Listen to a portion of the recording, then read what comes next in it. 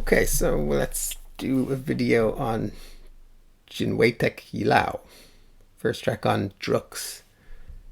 This track, if you can't remember which one it is, it's this one.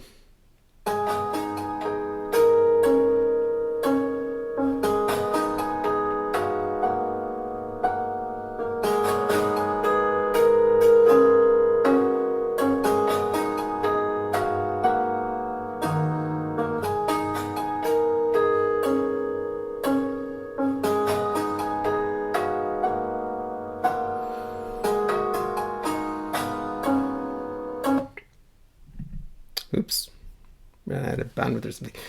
That is the intro. It's a short piece, 2 minutes 25. It's an incredible piece of music. I don't need to say that. It's just so different. It really, if you think about like making electronic music, it's not electronic music. It's prepared piano. It's hard to imagine that Aphex didn't listen to John Cage sonatas and interludes for prepared piano.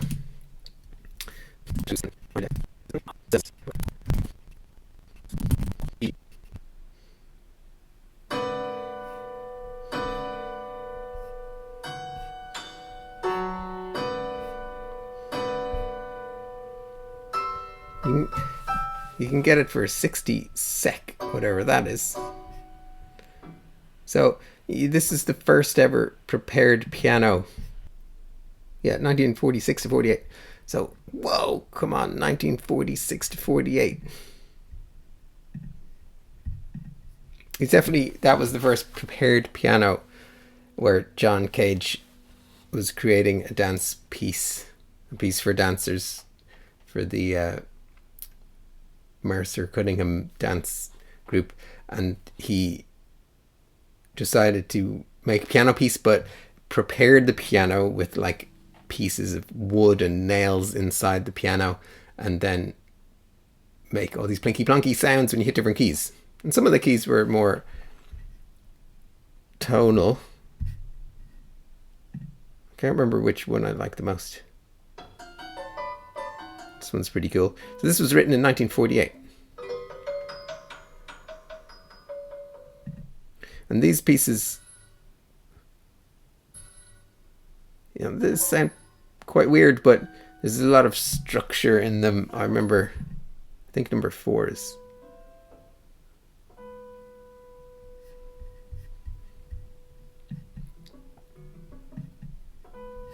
No, it's not number 4. Is it number 3? There's one that's like really banging. The interlude. Come on.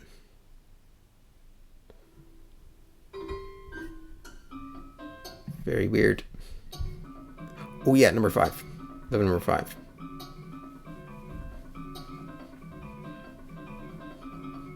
That is so cool. It's banging.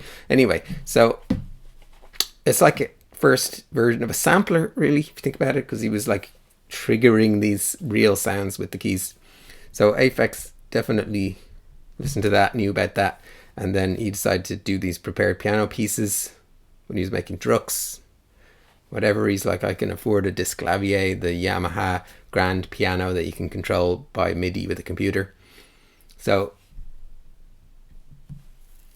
the way Aphex prepared the piano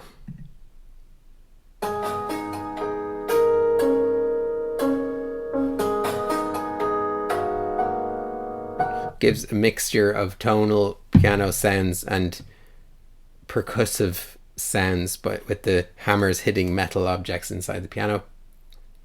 I don't know exactly how he did it, but however he did it, it leads to a great array of sound. If you think about like sound design, you know, sound design, normally you're thinking about shaping sine waves and saw waves on synths and like going out doing field recordings and like, you know, using effects and shaping the sounds and creating sounds that way on a computer. But this is like real organic, original sound design where you're getting the sounds in a room. You know, it's like actually kind of foreshadowing the acoustic, computer-controlled acoustic instruments, because that's kind of what it is. It's an acoustic instrument controlled by a computer.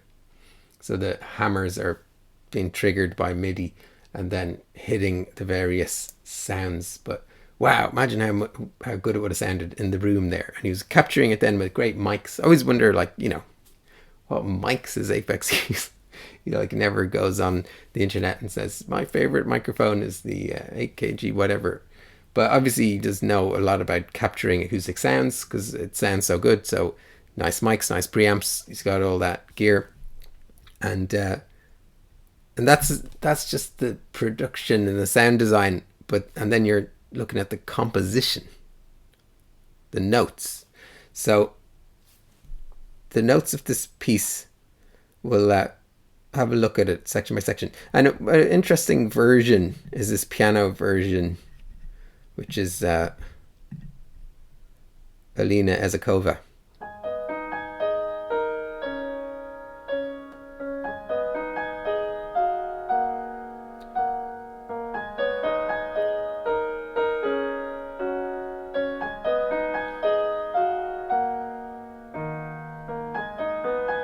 Which is a very beautiful version. It just lets you hear what notes are actually in the piece. Some of the notes in the original piece would be more percussive sounds, I believe. So I don't know how exactly it got transcribed.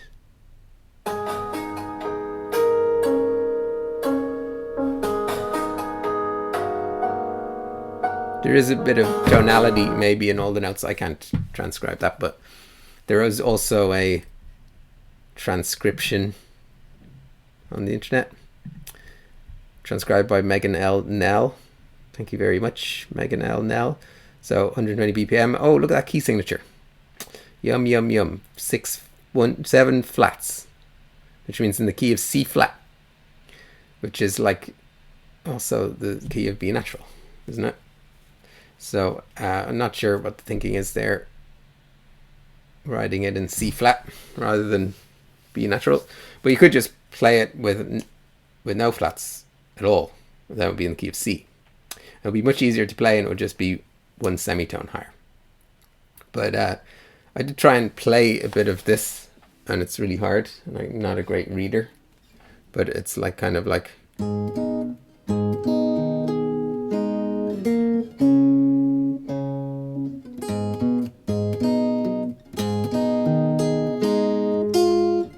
Oh.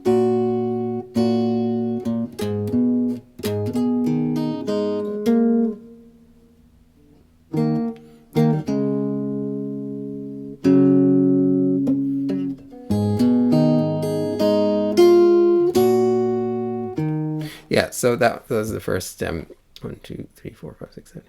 First 8 bars. Something. Okay, so it's reminds me a bit of Avril 14th, the C section of Avril 14th. Same kind of intervals and notes. It's one of those pieces that's like how so simple. It's kind of in a minor, A flat minor. All right, so it's like A flat Aeolian, but the Fs are natural. Okay, so if Fs are natural, it's A flat Dorian.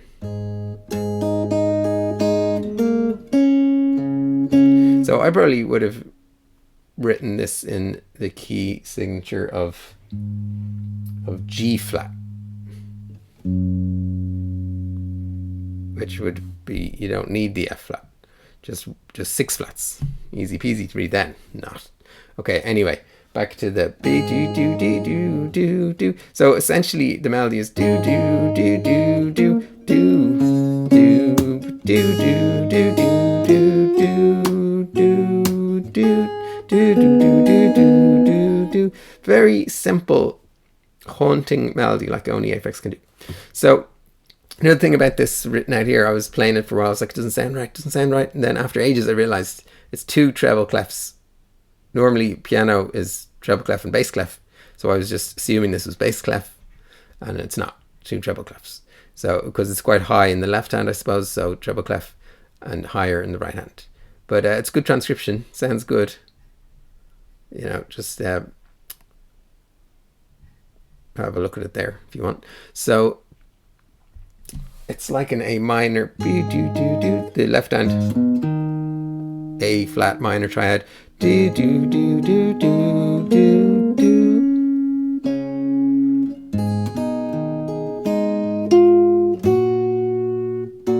That's the basic idea there. Do do do do do do do do do do do do do, which do do do do do.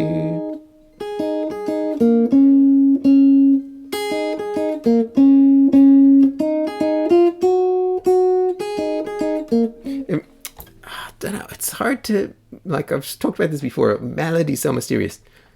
If I said to you, "Hey, come here, listen to my new melody I just came up with," it goes like.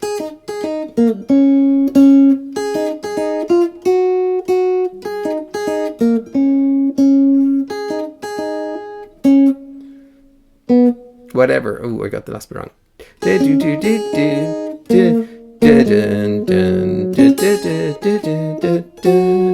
You'd probably be like, okay, that sounds all like a weird kind of old folk tune or something like that.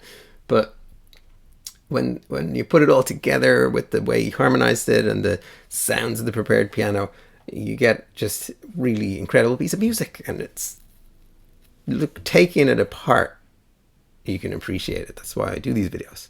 So that's the intro, right? And then it goes into the next section. If we'll listen to it.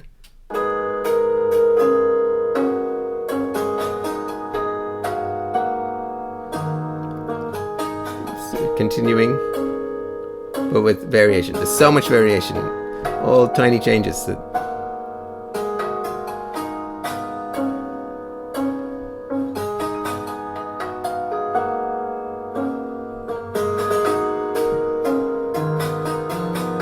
That's definitely gone in the next section there. So the piano version, how does that sound?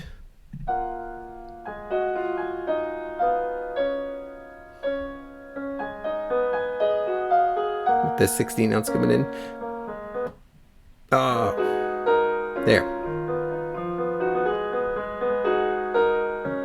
Very well played, very nicely played. So that's in the here, this bit here. Very hard to play. I can't play both parts on the guitar here, but the top part is sounding a bit like one G flat and A flat.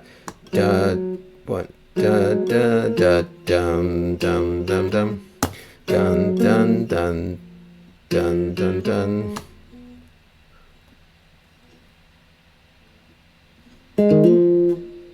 One better.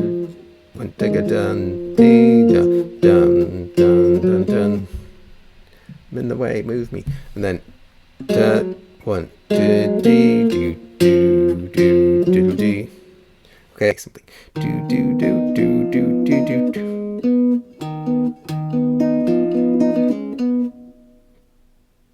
Do take a dun.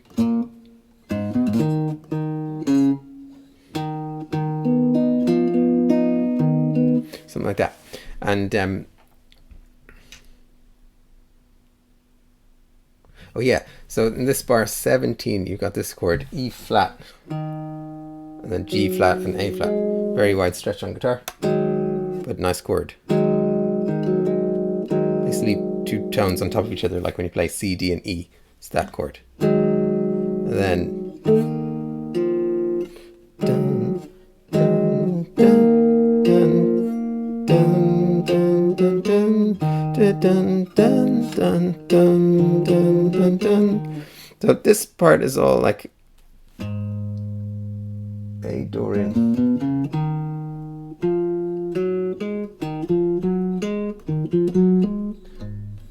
So yeah, it's A Dorian and E flat, A flat, Aeolian, E flat, Aeolian. And it has that E flat, Aeolian sound in this bit. And then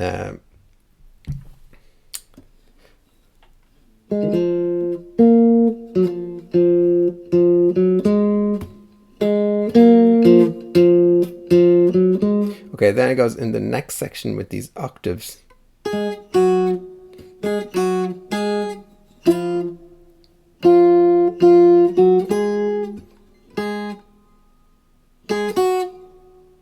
Oh yeah, I played that wrong.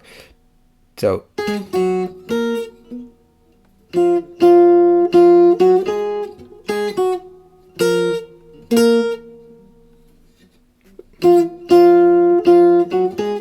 let's see.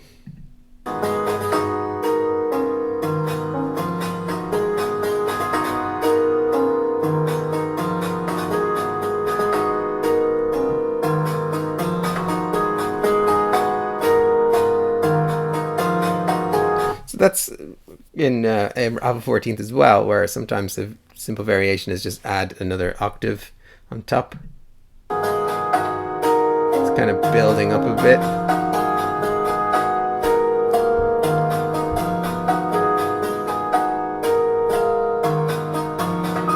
Ooh, real high.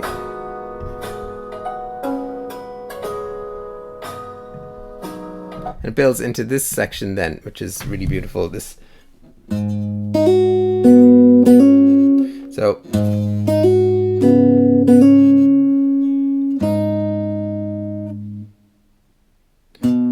C flat and G flat. Just simple major chord, C flat or B natural, and then C flat, and then down to E flat.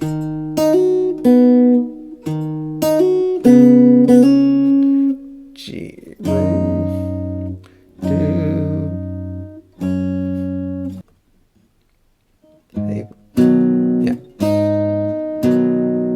Nice, this section, really beautiful. Listen to it again.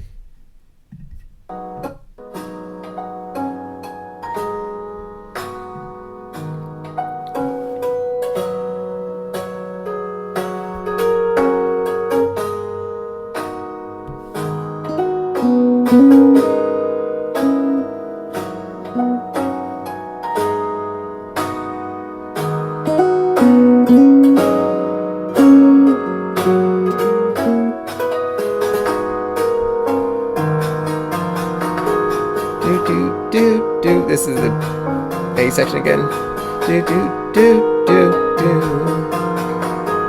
Do do do. Then back to the intro part.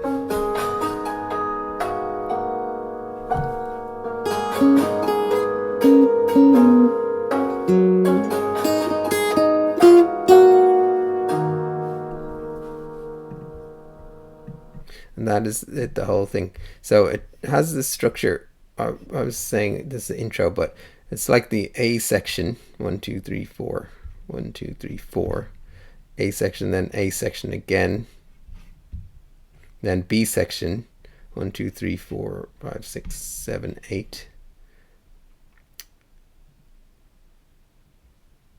Not exactly repeating 1 2 3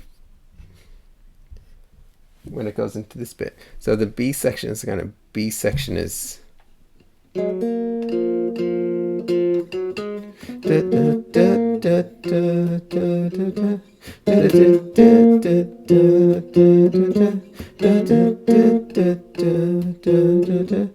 then it is the same. It's kind of B section. So so the B section's repeated, and then it's got this, goes into this other section, and the C section, where it's like 1.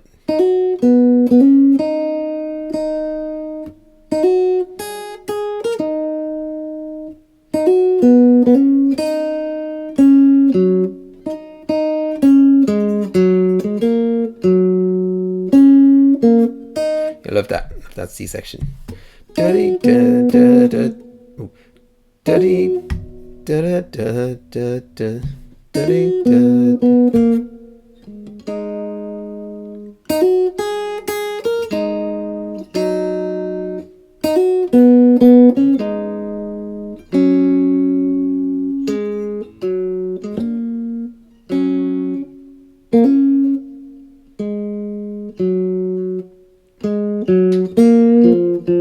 da, da, da, da, da, da. So it goes C back to B section again, and then from the B section back to the A section. So it's it's like a, I think could be wrong, but I think some of the John Cage pieces also have a kind of arch form like that. So this definitely goes A, B, C, B, A, building outwards and coming back in towards the start. So I think that's all I can talk about with this amazing piece of music. Go and check it out again with new ears and see if you can hear the A, B, C, B, A. The it's not, oh yeah, no, there's definitely fractal forms in the, I remember when I was studying with Donncha Dennehy, great Irish composer, who he did a few classes on analysing music and sonatas and interludes, and I can't remember which one it was, but we were looking at the score and he was pointing out how it was a fractal form where the overall structure was mirrored by the microstructures within, like whatever it was, A, B, B, C, D, or whatever. So, but this is more of a arch form, A, B, C, B, A. Goodbye.